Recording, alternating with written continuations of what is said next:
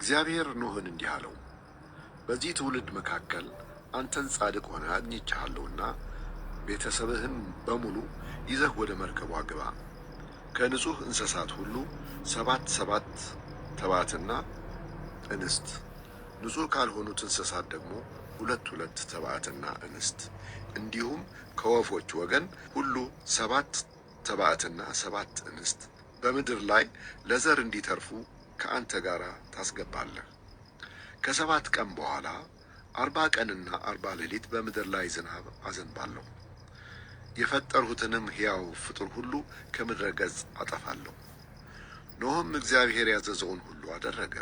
የጥፋት ውሃ በምድር ላይ በወረደ ጊዜ ኖኅ የ600 ዓመት ሰው ነበረ። ኖኅና ወንዶች ልጆቹ፣ ሚስቱና የልጆቹ ሚስቶች ከጥፋት ውሃ ለመትረፍ ወደ መርከቧ ገቡ። ንጹሕ ከሆኑትና ንጹሕ ካልሆኑት እንስሳት ከወፎችና በምድር ላይ ከሚሳቡ ፍጡራን ሁሉ ጥንድ ተባዕትና እንስት ሆነው ወደ ኖኅ መጡ። እግዚአብሔር ኖኅን ባዘዘው መሠረት ወደ መርከቧ ገቡ። ከ7 ቀንም በኋላ የጥፋት ውሃ በምድር ላይ መጣ።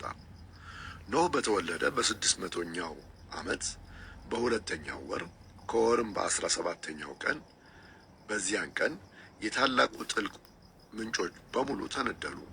የሰማይ መስኮቶች ተከፈቱ። 40 ቀንና 40 ሌሊት በምድር ላይ ዝናብ ዘነበ።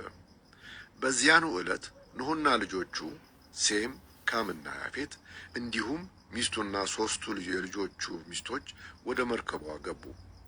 ከዱር እንስሳት ከየወገኑ፣ ከቤት እንስሳት ከየወገኑ፣ በምድር ላይ ከሚሳብ ፍጡራን ከየወገናቸው፣ ከወፎችም ከየወገናቸው ክንፍ ያላቸው ሁሉ አብረዋቸው ገቡ። የሕይወት እስትንፋስ ያላቸው ፍጡራን በሙሉ ጥንድ እየሆኑ ወደ ኖኅ በመምጣት መርከቡ ውስጥ ገቡ። ከሕያዋንም ፍጡራን ሁሉ እግዚአብሔር ኖኅን ባዘዘው መሠረት ተባዕትና እንስት እየሆኑ ገቡ። ከዚያም እግዚአብሔር ከውጭ ዘጋበት። የጥፋት ውሃ ለ40 ቀናት ያለማቋረጥ በምድር ላይ ዘነበ። ውሃው እየጨመረ በሄደ መጠን መርከቧን ከምድር ወደ ላይ አነሳት። ውሃው በምድር ላይ በጣም እየጨመረና ከፍ እያለ ሲሄድ መርከቧ በውሃው ላይ ተንሳፈፈች። ውሃው በጣም ከፍ በማለቱ ከሰማይ በታች ያሉትን ታላላቅ ተራራዎች ሁሉ ሸፈናቸው። ውሃው ከተራሮች ጫፍ በላይ 7 ሜትር ያህል ከፍ አለ። በምድር ላይ የነበሩ ሕያዋን ፍጡራን ሁሉ፣ ወፎችም፣ የቤት እንስሳትም፣ የዱር እንስሳትም፣ በምድር የሚርመሰመሱ ፍጡራን ሰዎችም በሙሉ ጠፉ። በአፍንጫቸው የሕይወት እስትንፋስ ያላቸው በየብስ የነበሩ ፍጡራን ሁሉ ሞቱ።